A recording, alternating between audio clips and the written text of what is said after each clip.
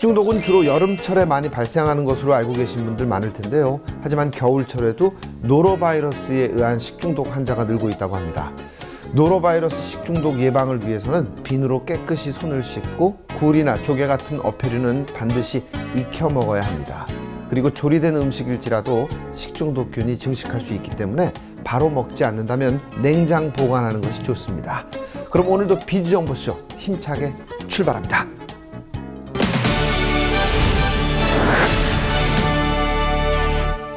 최근 임플란트를 고려하는 사람들이 늘고 있습니다. 하지만 임플란트는 오래 걸리고 비싸다는 생각에 제대로 된 치료를 받지 않는 경우도 많다는데요. 이런 환자들을 위해 하루 만에 임플란트를 바로 심을 수 있는 원데이 임플란트를 소개해 드릴까 합니다. 지금 영상으로 만나보시죠. 임플란트가 보급되고 대중화되면서 치아 없는 불편함은 점점 사라지고 있는 가운데 임플란트 시술 기술이 날이 갈수록 다양해지고 그 방법도 진화하고 있다고 한다. 다양한 임플란트 시술 중 발치 당일에 바로 임플란트를 식립하는 원데이 임플란트에 대해 지금 비즈정보쇼에서 알아본다. 손실된 치아 개선, 원데이 임플란트. 치아는 오복 중 하나라는 옛말처럼 노년층의 삶의 질을 좌우하는 요소 중 하나가 치아 건강이라고 해도 과언이 아니다.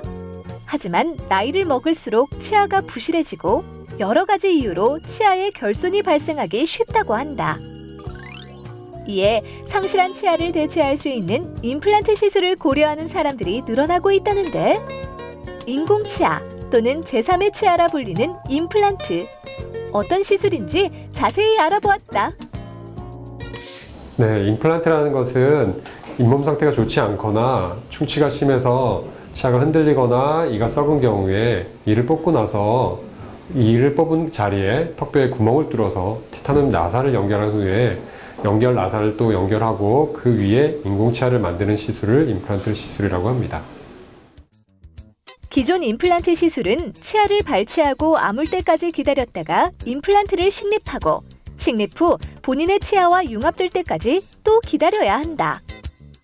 즉, 시술 기간이 길고 치과 방문도 많이 해야 하기 때문에 환자들에게는 부담이 될 수밖에 없는데 이에 대한 방안으로 나온 것이 바로 원데이 임플란트라고 한다.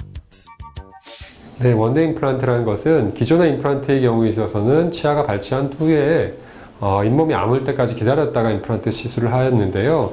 치아를 발치를 하면서 바로 당일날 임플란트 시술을 하고 임플란트 시술한 위에 임시치아 내지는 최종 보철물을 만드는 과정을 원데이 임플란트라고 하겠습니다.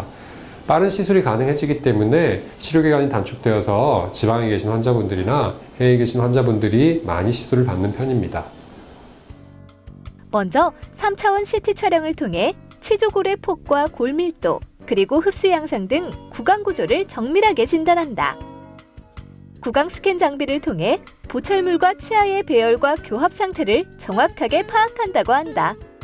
그리고 기존 방식인 본뜨기 작업 없이 디지털 방식으로 치아 구조와 구강 내 조직의 데이터를 통해 환자에게 맞는 보철물을 제작할 수 있다는데 특히 자체 기술력으로 치과 내에서 보철물을 제작해 시술 시간을 단축시킬 수 있다고 한다. 원데이 임플란트에 있어서는 기존의 임플란트에 비해서 빠른 시간 내에 시술이 마무리되기 때문에 술자의 시술 능력과 재료와 장비가 중요하다고 할 수 있겠습니다. 정확하게 시술하기 위해서는 정확한 진단이 필요하게 되고요. 그런 진단을 위해서는 정확한 장비들과 3차원 CT라든지 캐드캠 장비들이 필요하게 되고요. 그런 장비를 통해서 진단된 과정을 통해서 정확한 시술을 술자가 진행을 하고 정확하게 제작되어진 보철물이 환자의 구강 내에 정확하게 들어가는 것이 무엇보다 중요하다고 할 수 있겠습니다. 정밀 교합 조정을 통해 식립한 임플란트는 무리가 가지 않고 뼈 흡수가 적어 임플란트 수명이 긴 편이라고 한다. 또한 치아가 깨지거나 나사가 풀리는 등 부작용 발생을 최소화할 수 있다는데 그렇다면 원데이 임플란트 시술 후 꼭 지켜야 할 주의사항은 무엇이 있을까? 임플란트를 시술한 후에는 이틀 정도는 얼음 찜질을 해주셔서 붓기가 가라앉도록 해주는 것이 중요하겠고요. 한 달간은 금주나 금연을 해주는 것이 좋겠습니다. 또한 너무 무리한 운동이나 무리한 야외 활동을 통해서 몸에 무리가 가지 않도록 하는 것이 중요하다고 할 수 있겠습니다.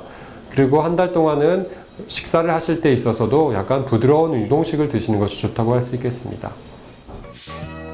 치아를 상실해 임플란트 시술을 고려하고 있지만 시술 시 시간적인 요인이 부담된다면 이제는 발치부터 임시 치아 제작까지 하루 안에 가능한 원데이 임플란트 시술로 손실된 치아를 개선하길 바란다.